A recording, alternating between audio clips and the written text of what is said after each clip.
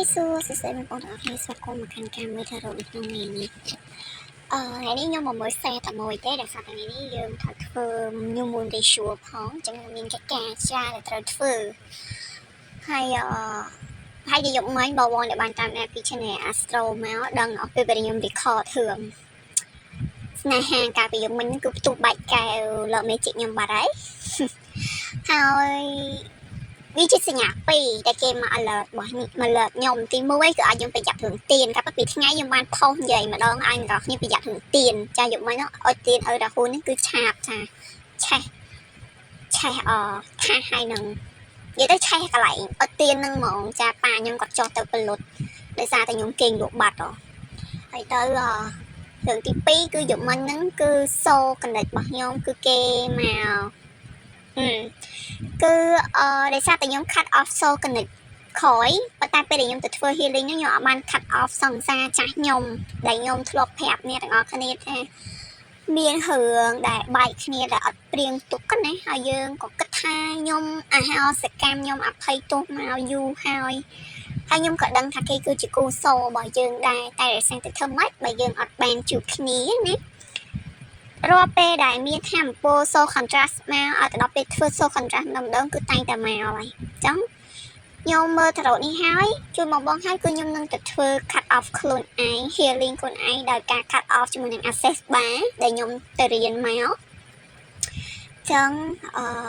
កុំឲ្យជាប់ជាពាក់ទៀតដោយសារតែយើងមានតំណែងស្នេហាថ្មីហើយអញ្ចឹងហើយខ្ញុំក៏ប្រើជាមួយនឹងការ twin plan មកមើលឲ្យអ្នកទាំងអស់គ្នាអ្នកដែលគាត់នៅក្នុងស្ថានភាពដូចខ្ញុំ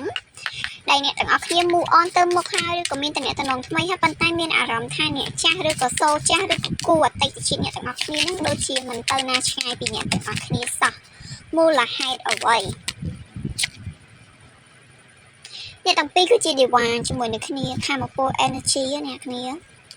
អ្នកទាំងអស់គ្នាគឺជាមួយនឹងគេគឺជាប់គ្នាជាមួយនឹង soul energy divine feminine motherhood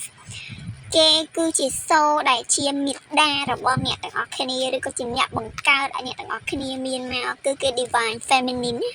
ចាបើយើងនិយាយអំពី soul energy នៅកន្លែងនេះចឹងហើយគឺវាមានចំណងចងរៀងស៊ីជម្រៅដែរកាត់ឡើងលេខ3អ្នកទាំងអស់គ្នាវិញញាក់សាច់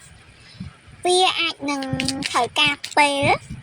នៅក្នុងការកាត់ពួកអីចំណងអ្នកទាំងពីរគឺជាចំណងមកពីធម្មជាតិណាបច្ចុប្បន្នអ្នកទាំងអស់គ្នាទាំងពីរនាក់ឬក៏សូទាំងអស់នេះគឺបានបាត់បង់គ្នាហើយបាន awakening រៀងខ្លួនហើយវាក៏នៅក្នុងចំណុចមួយដែល disappoint មានន័យថាអ្នកទាំងអស់គ្នានៅខំចិត្តនៅអោបនៅចិត្តអមសពូនចិត្តជាមួយនឹងគេនៅតែមានអារម្មណ៍ថាស្នេហាមួយនោះវាមិនគួរទៅជាបែបហ្នឹងណាចាបើសិនជាអ្នកនរគ្នាមានអារម្មណ៍បែបហ្នឹងខ្ញុំគិតថាអ្នកនរគ្នាគួរតែធ្វើ access cut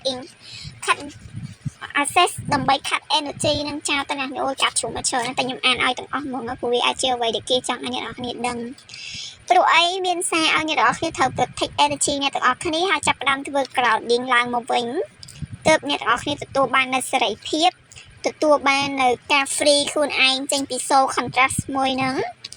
ទើបអ្នកទាំងអស់គ្នាអាចមានឱកាសបានជួបជាមួយនឹងស្នេហាថ្មីឬក៏មនុស្សពិតប្រាកដរបស់អ្នកទាំងអស់គ្នាដោយសារតែចំណងចាស់ធ្វើឲ្យអ្នកទាំងអស់គ្នានៅមាន inner child គឺជារបួសស្នាមដែលអ្នកទាំងអស់គ្នាភ័យខ្លាចមិនថារឿងអតីតកាលឬក៏រឿងពីកុមារភាពក៏ដោយអ្នកទាំងអស់គ្នាអត់បាន healing វាទេអ្នកទាំងអស់គ្នាអត់បានព្យាបាលវាទេប៉ុន្តែអ្នកទាំងអស់គ្នាបែរជាយកវាទៅគួតចោលនៅខាងក្រោយដែលគិតថាជីវិតខ្លួនឯងនឹងដើរទៅមុខតែការពិតគឺអ្នកទាំងអស់គ្នាទាំងពីរទាំងគេទាំងអ្នកទាំងអស់គ្នាគឺមិនបានបំភ្លេចជាមួយនឹងការឈឺចាប់មួយនឹងឡើយទោះជាយ៉ាងណាមិញក៏នៅតែមានសារជូនមកឲ្យអ្នកទាំងអស់គ្នាធ្វើការ healing ហើយបើកបេះដូងបើកចិត្តទទួលយកនៅជីវិតថ្មីនៃបាត់អ្នកទាំងអស់គ្នាឬក៏ជា message មួយដែលចង់ប្រាប់ថាបើសិនជាអ្នកទាំងអស់គ្នាមិនទាន់ move on ទៅមុខទេ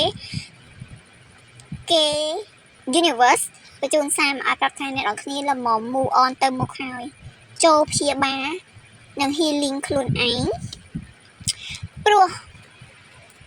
អតីតកាលឬក៏ការចងចាំឬក៏ memory ទាំងអស់ហ្នឹងគឺមិនអាចនៅជាមួយអ្នកទាំងអស់គ្នាមួយជីវិតឡើយវាគឺជា the past សម្រាប់អ្នកទាំងអស់គ្នា ជីវិតអ្នកទាំងអស់គ្នានឹងភ្លឺចិញ្ចាចនឹងភ្លឺចិញ្ចាំងនៅពេលដែលអ្នកទាំងអស់គ្នា awakening នៅពេលដែល intuition របស់អ្នកទាំងអស់គ្នាឬក៏អ្វីដែលអ្នកគ្នាលាក់ទុកនៅក្នុងចិត្តនឹងត្រូវបានព្យាបាល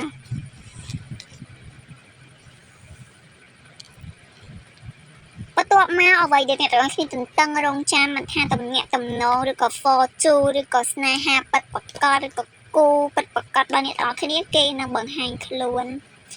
ចូលអ្នកទាំងអស់គ្នាឲ្យពេលវេលាខ្លួនឯង take a break បន្តិចចាទៅសម្រាប់លំហែបន្តិចឬក៏ទៅស្វែងរកpeace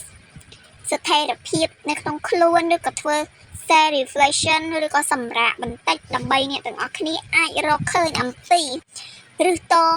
ឬក៏ឫសគល់នៃបញ្ហាដែលអ្នកទាំងអស់គ្នាកំពុងមាននៅក្នុងចិត្តបច្ចុប្បន្នសូមមកស្លឹកចុងក្រោយនៅពេលដែលអ្នកគ្នាសម្រាកហើយអ្នកគ្នាត្រឡប់មកវិញអ្នកទាំងអស់គ្នា healing ខ្លួនឯងហើយអ្នកគ្នានឹងទទួលបាននូវស្នេហាថ្មីអ្នកទាំងអស់គ្នានឹង awakening អ្នកទាំងអស់គ្នានឹងចាប់ផ្ដើមស្គាល់អំពីផ្លូវចិត្តផ្លូវកាយរបស់អ្នកទាំងអស់គ្នាអ្នកទាំងអស់គ្នានឹងតាមឲ្យទាន់ emotional របស់ខ្លួនឯងហើយ spirit និង intuition របស់អ្នកទាំងអស់គ្នាក៏ធ្វើការ awakening ដែរ energy មួយនេះដូច energy ដែលទៅ transform អញ្ចឹងចាដូចខ្ញុំទៅ transform មកវិញខ្ញុំជួបអីគេខ្លះដូចអ្នកទាំងអស់គ្នាឃើញអញ្ចឹងណាចឹងនេះគឺជា message ដែល so contrast នៅក្នុងថ្ងៃ16នេះចង់ឲ្យអ្នកទាំងអស់គ្នាដឹងចង់ឲ្យអ្នកទាំងអស់គ្នាលើកម្មវិធីខ្ញុំនឹងដាក់បន្ទាប់ពីវីដេអូបងអាចចូលទៅមើលបានហើយអធិស្ឋានសម្រាប់ថ្ងៃនេះហើយជាខ្ញុំអត់បានតបបងទេដោយសារតែខ្ញុំត្រូវ healing ខ្លួនឯងហើយខ្ញុំត្រូវធ្វើ new moon ទៀតអញ្ចឹងខ្ញុំនឹងមកតប message បងទាំងអស់គ្នានៅថ្ងៃស្អែកបាយបាយ